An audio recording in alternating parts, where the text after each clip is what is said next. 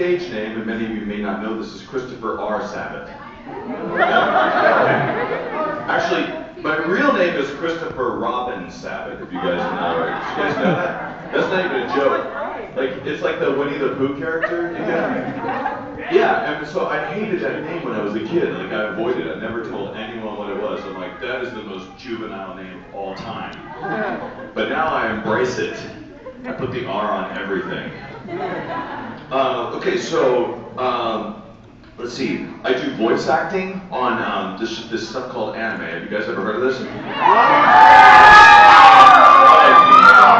It's really good. I mean, there's really only one show on anime. It's called Dragon Ball Z.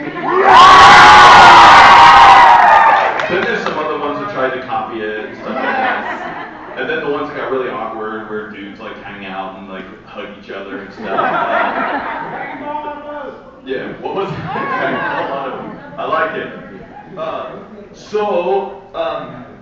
A long time ago, really long, God, so long ago now, I was asked to start working for this company called Funimation. You guys know them, right? Because now they own everything. My soul! They have 20% of your soul right now. 15% of that if you sign up for to be an elite member. 40% of a bank account. That is true. So really, Funimation is really just kind of a really large-scale video drug dealer. And you guys are all addicts. Now, when I first started working on that show that I was talking about earlier called Dragon Ball Z, that's so sweet. I love being able to say something and people scream at it no matter what. Yeah. So when I first got there, there weren't a whole lot of actors available to work on the show, and I was supposed to be casting this thing. And back in the day, Funimation didn't have a huge budget. They didn't own 40% of your soul yet. They didn't even own a down payment on the soul yet. So, and they really didn't know what they were doing, with all due respect, and neither did I when we first started drumming Dragon Ball back in '98, because there wasn't a lot of information. The internet was basically like a typewriter and a notebook and like an Encyclopedia Britannica. And you could, like, if you wanted to download a picture on the internet in 1998, you had to like let it go overnight, sort of. And be like, boom, boom, boom. And it's only that slow these days when it's a crime show and the bad guy will be revealed once they can finish processing the image. That's the only time it goes that slow now. So we didn't know, to be honest, it was hard to find fan subs of Dragon Ball. And all we got back in the day were these really crappy translations. I mean, for pages, it would just go, Goku, your battle strength is much greater than mine. You have great military power. Ta ta ta. Ha ha ha. Kaka hama hama ha. We didn't really know what we were doing, honestly. We tried, but another part, as I mentioned, they didn't have a huge budget, so the talent agencies in Dallas were like, we're not sending you guys any actors. So we had to kind of find the actors as much as we could, like in the local area where we worked. So that's where we found Sean Schimmel, Dragon Ball Z. It's another one of those words. But we found Sean Schimmel, we found Sonny Strait through that. And we found all of the original actors. But the biggest problem is that we could find actors, but it was very difficult to find actors with super deep voices who were willing to destroy their voice on a daily basis. So whenever there was another character that had a deep voice, my boss, the producer, would go, "So you have a deep voice, Chris?" I'm like, "Yeah, you're going to do that voice too. You're going to be Piccolo, and you're going to be Vegeta, and you're going to be Goz, and you're going to be Mez, and you're going to be the Dragons." And I also became the guy that would have to take over the voices when we would cast an actor and then they would disappear, or they couldn't be found, or they would go off on some sort of theater tour or something like that. So that's how I ended up inheriting this cat named Corin, and he's a sensory dealer. If you can't afford that, he has sacred water, which is actually just regular water, but whatever.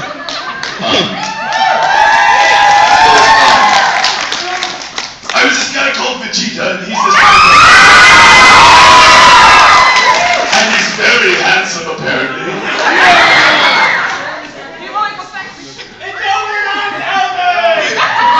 Wow! I'm so happy he said it for me. Now I don't have to say it. That's awesome. Yay. Do you know who could say it? That guy right there. It's a okay. Oh, you guys, like, I distracted you. So maybe you didn't even see me do it. Then there's Piccolo and me. I basically said this 1,000 times in 1,000 different places, but I truly believe that Piccolo's job in Dragon Ball Z is to just tell Gohan what to do. Gohan is technically Piccolo's dog. Gohan, go! Do it! Don't do it! Gohan, stay! Stay! Do it! Don't do it! Gohan, no! Do it, Gohan! No! Yeah, that's all Piccolo managed to do. And then if you take Vegeta's voice and you take all that scratchy weirdness out of it, and then you just add like surfer kind of thing, then you got Yamcha. Who was way cool in Dragon Ball, but then all of a sudden, whatever happened to him in Dragon Ball Z is a complete mystery. He started off fine, and by the end he's just like, so, Chi-Chi, Goku's kind of sick, and he's got that heart condition, and I've just been hanging out here, and I'm kind of scared to fight now, so... And I lost my girlfriend to pretty much the most evil person ever, so... He's gonna have, Yamcha is guaranteed to have issues if it ever continued. They could just do a sitcom about Yamcha. Yamcha knows it's have no power. That's true. Yeah, that's true. If you have a nose, it's over for you. Do you know how you know that the characters have a lot of power in Dragon Ball Z? The hair. They actually have testicles, like right here. Like, whenever they do a close-up of the characters and they have their squinchy face, they kind of look a little bit like testicles. Right there. You know what I mean? Yeah. Oh, God. It's strange. Yeah. Anyway, so the Namekian Dragons, I played him. I played Shenron. And you know who's more powerful, right? The Namekian Dragon. Why? 3 wishes. Larger balls. The Dragon Balls on Namek were huge, and they dropped at the end of the Namekian Saga. Remember that? They just shattered into the ground. So, yeah. Wow. I don't think, this is a first for me. I don't think I've ever just done a stand-up routine on Dragon Ball. So this is the first. Welcome. Alright. Let's see. Other characters I played. Oh, I played Sabat in that show. Yeah! Sabat. And then, there was Raccoon. Raccoon Atlantis, and every season he got dumber. So the more I played it, the more I'm like, this is really fun. So I've done Dragon Ball. You guys have heard of that. Have you guys heard of the guy who's like, the strong arm alchemist? This is the saying of the characters that I played that has been passed down in all strong arms for generations. That guy is so much fun to play, except if you want to know about the Full Metal story, he's not the character to play. He is sort of at the beginning. It's really, like, if you want a nice introduction to the Full Metal series, it's great to play Armstrong, because he's there at the beginning, and he helps the boys and all that stuff. But then by the middle of the series, he's just really weird. And then by the end of the series, he doesn't do anything at all other than just go, shirt. Mustache. Sparkles. Yeah, we would just literally, there'd be episodes we'd go by. Mike McFarlane would open up the script for the next episode. All right, we've got 2 lines in this one. Your first one is a closed mouth sound. And he's quiet because he knows the secret and he can't tell anybody. I'm like, great, okay, awesome. All right, your next one is a closed mouth sound. All right, let's do that. And then that's it. Look at this move to the next episode. Oh, your next episode, you're happy to see the boys. Oh, so happy to see you, Edward. That's all he had. So yeah, that show was really fun. I'm really happy Brotherhood came out because, well, and it was fun for me because I got to do it again, and he got to do more stuff, and he has a sister. Sweet. That all worked out pretty well. Man, the scenes of them fighting in their house is kind of rad. Yeah. I'm sure some of you have houses that are quite like that. I know it. Because you watched Dragon Ball when you were younger. What's younger? Younger in age, at least. So not in maturity. But yeah, there's man, it's so crazy to meet people nowadays because I've met so many people that watched Dragon Ball when they were kids. Like those people who eat chicken and biscuits, and you guys, I mean, like, you guys were tiny when you were watching the show, and now you're like able to drive, and you're able to sue me at this point. Like, you guys can do anything you want to. It's crazy. Anything? One of my favorite shows I worked on was called Sergeant Frog. Yeah. And it makes me sad. I really wish Sergeant Frog were as popular in the United States as it is in Japan. You go to Japan, it's everywhere. It's like Sergeant Frog soda, and Sergeant Frog bus pass, and Sergeant Frog, noodles, and Sergeant Frog hug pillow. Hug pillows, yes. Wow, you guys are making me hungry now. No more food talk. No more food unless you have food for me. I have a granola bar for you. It has to be chicken and biscuits. No, don't give me chicken and biscuits. Don't do it. Because that'll make me ill. And you guys don't want to see that. Let's see. Other shows that I worked on. Oh, there's this. So I usually play characters that either have a sword.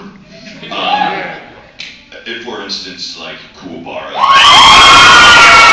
He's Kuwabara, and he has a sword, and he like goes to Metallica concerts and stuff. Yeah, that's so dude. He's holding it up as a demonstration, in case any of you have not seen it. Yeah, that character was awesome and stupid, and stupid and like just not a very intelligent guy, but I kind of liked it because I'm about the same. Let's see, and then, so those sort of characters, I played Kurogane. Yeah, Tsubasa Chronicles. And that guy's awesome. He doesn't really do much except for kick ass and say I want to go home. And, so I played most of those really, really tough guys. And then, out of nowhere, out of left field, Justin Cook says, I've got an interesting role for you. Like, what is it? Does he shoot fire out of his hands? And no. Is he, 9 feet tall and wears nothing but a Speedo? And, which is a character I did play in a show called The Worst Anime I've ever seen, no offense, called Baki the Grappler. Have you guys ever seen that? Oh, God, that show is it's like that fake cologne you could buy at the mall. Try it if you like Dragon Ball. It just smells like dishwater or something. Yeah, that character's name was I forgot his name, Gyobu or something. He stood 9 feet tall, and he was probably 3 feet taller than Armstrong, or at least a couple feet taller than Armstrong. And all he wore was a Speedo. But the problem was he'd walk around, and your eye level was at his junk at all times. The common courtesy would say, cover that up a little bit.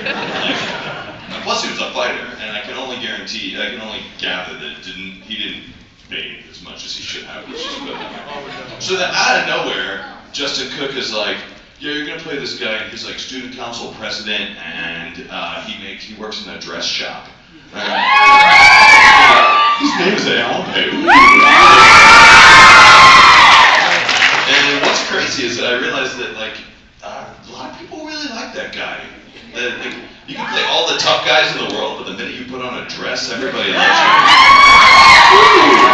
So I started wearing dresses for several years, and that worked out great for me. Let's see.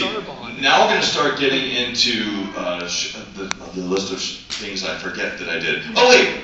Okay, so there's another awesome show out there, another character with a sword. Can you guys guess who he might be? Yes! In fact, 3 Swords style. Zorro on One Piece. Do you guys watch One Piece? Yeah!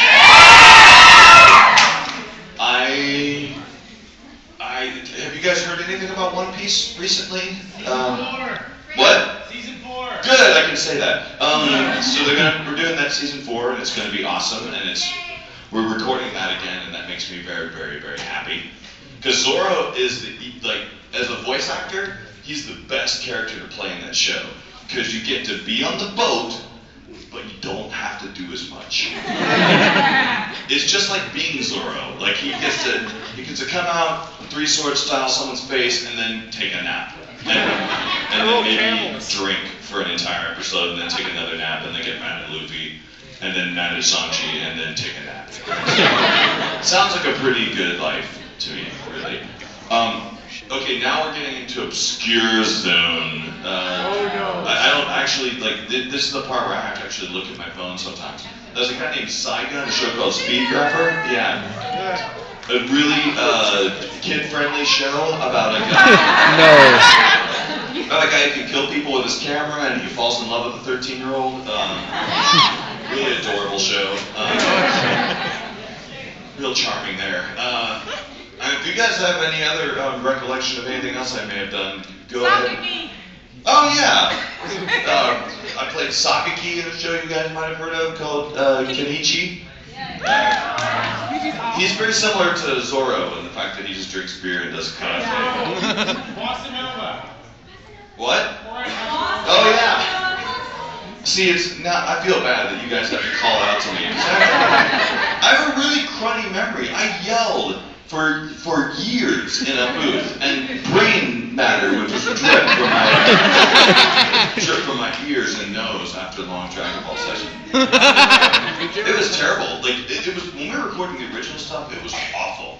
I was really happy when Kai came out, whether you like it or hate it. It was great for me because they cut the screaming down into like a quarter of what it was. Before it was just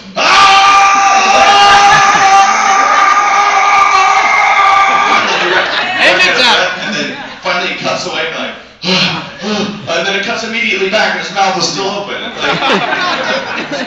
And it wasn't fair because we screamed the whole time. Now, because the Japanese would go, and then their mouth would just stay open for a really long time. But if Funimation, like, no, that character's mouth is open, you're going to make a sound and come out of it. In fact, for Dragon Ball, every time anyone turned their head or did anything, there was a sound associated. We're like, are you sure that's right? They're like, because if Dragon Ball were in the real world, they'd be like,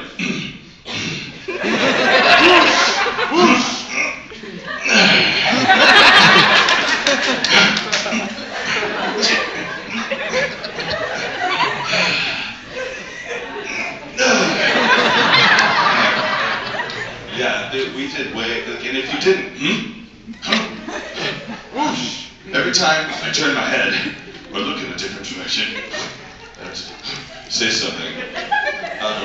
Anything shocking would happen, me and my 2 friends standing next to me would have to go,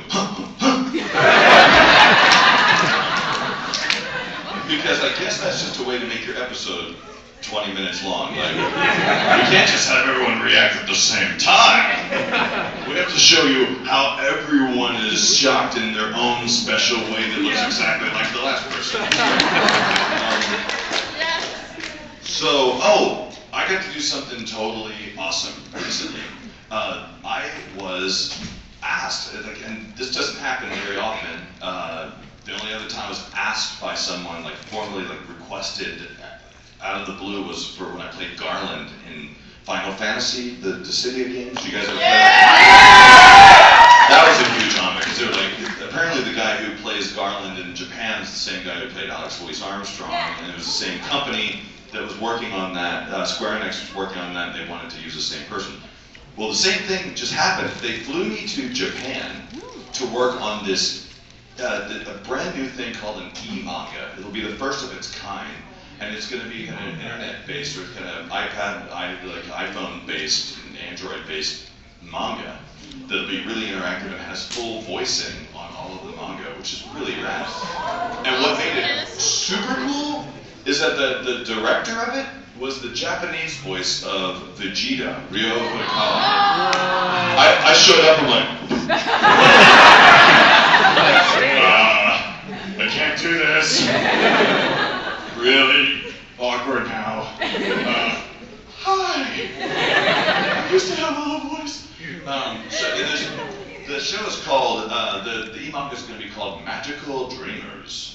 And it starred like the main English, it's going to have the entire Japanese cast and the English cast too. And in the English cast, like Monica Rial is playing one of the main characters, and Brina Palencia is playing one of the main characters. So yeah, Brina played, Monica was Bulma in Dragon Ball, and Monica was all sorts of things, and Brina was Chopper and Zoro. Yeah, gotta love Chopper.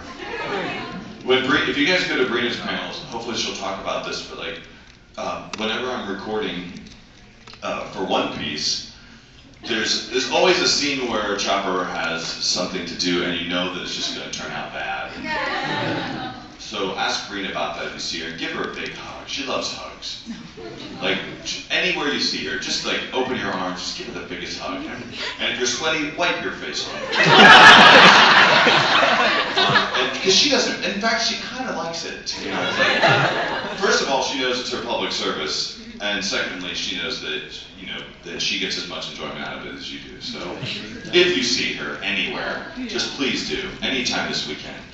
And she would probably give you a back massage as just a thank you. So, let's see, what time is it? Oh, it's only 12:31 or 1:31, and because I can't set my watch because I need a sharp object to do it, and they won't let me on those with the plan. Do you guys have any questions? Because I've just kind of talked for a really long time. Yeah. Shin-chan's not done, is it? Shin-chan's not done, is it? I think you need to break it. That is the question. That is a question. Can we start? I'm going to get back to you with that when I can think of a clever answer for that. Mostly because I don't know the answer, and secondly because I want to sound really clever when I answer. So just wait for that one. You. There was a line. Uh-huh. The line Hero says in a terrible Japanese accent. And you're going to do a demonstration of that. I'll demonstrate it if you will do it immediately afterwards. Okay, I will repeat you immediately afterwards. But you need to do it into a phone for a friend. Well, that's going to be kind of awkward and probably illegal. What are you asking me? Do it into a phone for a friend. Because that's called cybering, and I don't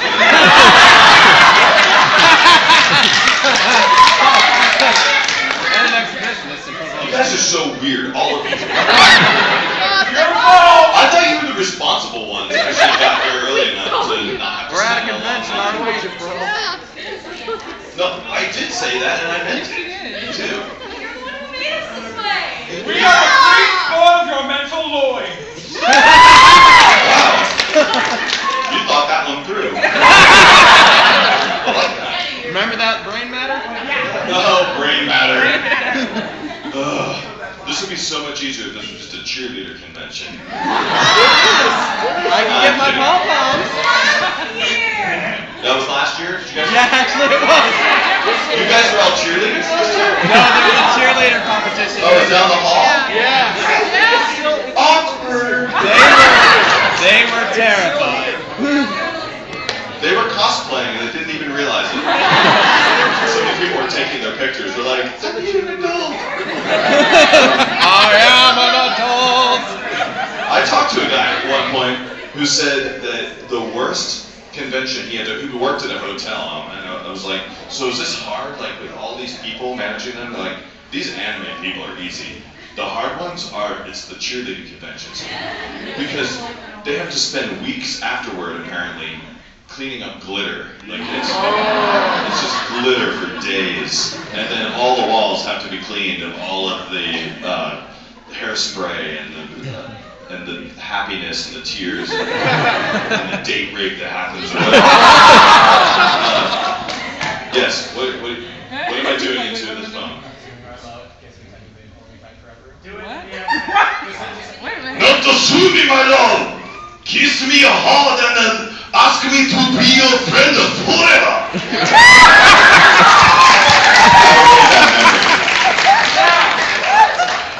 All right, sweet. I love questions that are really more like requests. No, actually, I don't. Brina likes that, on the other hand. So if you see Brina, just say, hey, I'm really sweaty.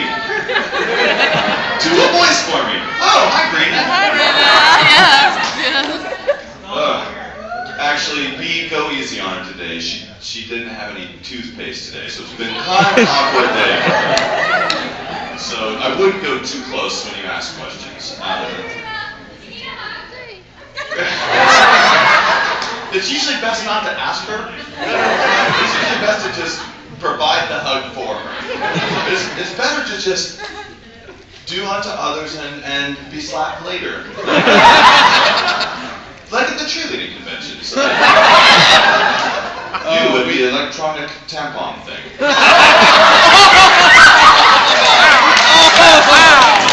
Oh, Brina's gonna be upset about that.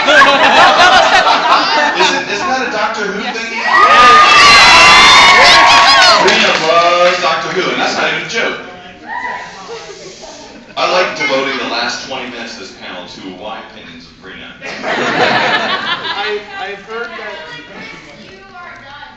I'm done? Yeah, you were done at 1:30. It's Travis's turn. Yes! I mean, no! This is horrible! You mean I can't talk anymore? Ladies and gentlemen, it is with no great pleasure whatsoever to me to introduce my favorite actor in this room that is a guy who used to live in Dallas, but now lives in LA, and he works out all the time. Mr. Travis Willingham!